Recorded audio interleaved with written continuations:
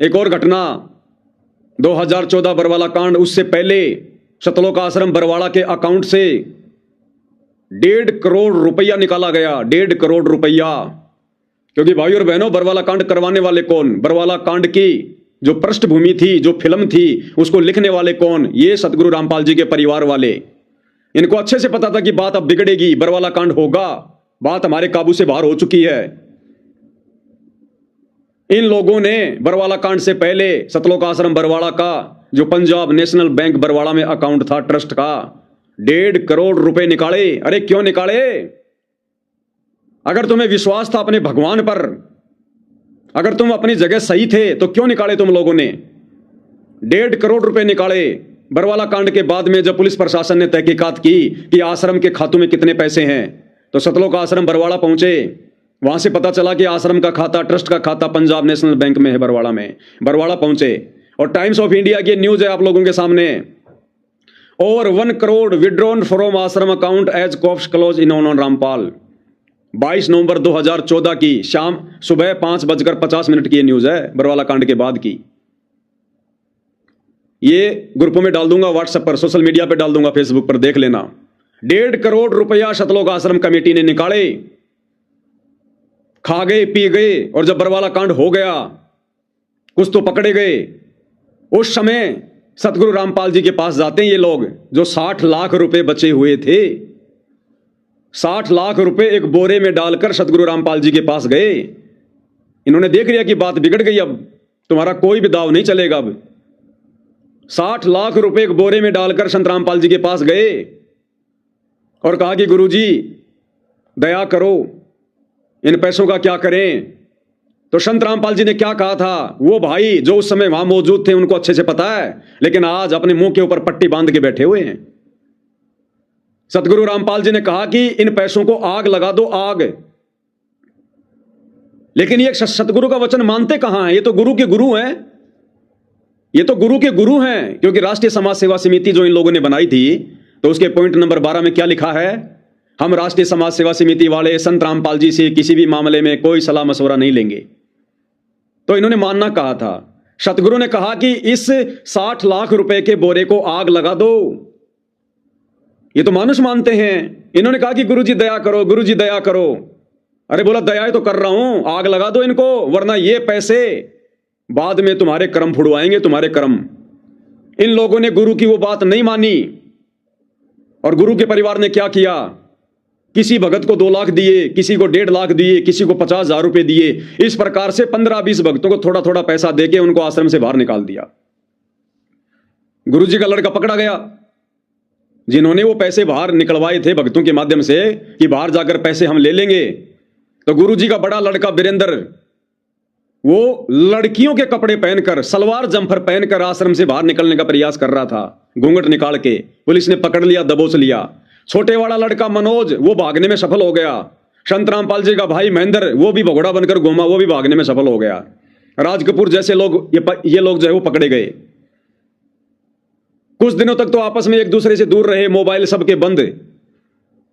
बाद में सतगुरु रामपाल जी के छोटे भाई महेंद्र ने उन तमाम भक्तों की जो लिस्ट बना ली थी कि मैंने 50,000 किसको दिए, 1 लाख मैंने किसको दिया, उन सब की लिस्ट बना रखी थी। उन सबको फोन करना शुरू किया, संपर्क करना शुरू किया और कहा भाई लाओ वो पैसे। कुछ एक लोगों ने तो दे दिए।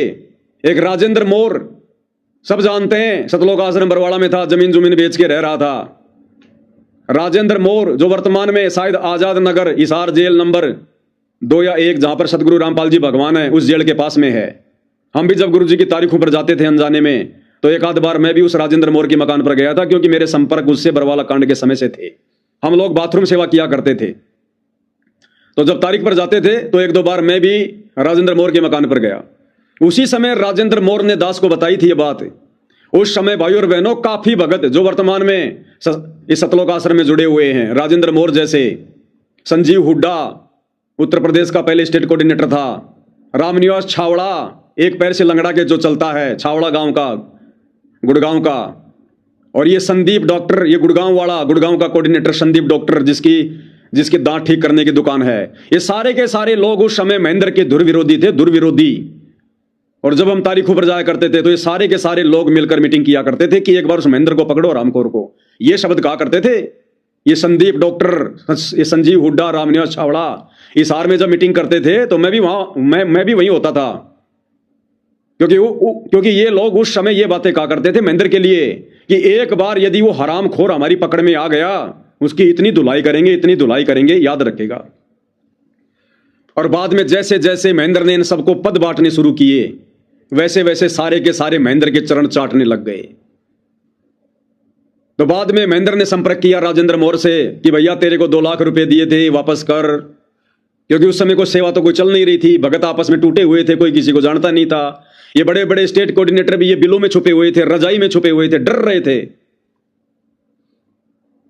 तो राजेंद्र मोर ने क्या कहा, मुझे बताया राजेंद्र मोर ने कहा कि मैंने महेंद्र को मना कर दिया और कहा कि क्यों भाई, काहे के 2 लाख रुपए दूं?